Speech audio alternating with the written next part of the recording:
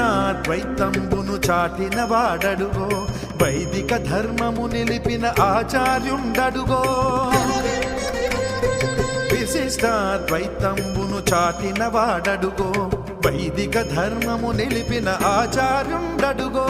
గోపురాణ తిరుమంత్రము చాటిన వాడడుగో మోక్షానికి మార్గమైన రామానుజులరుగో గోపురాణ తిరుమంత్రము చాటిన వాడడుగో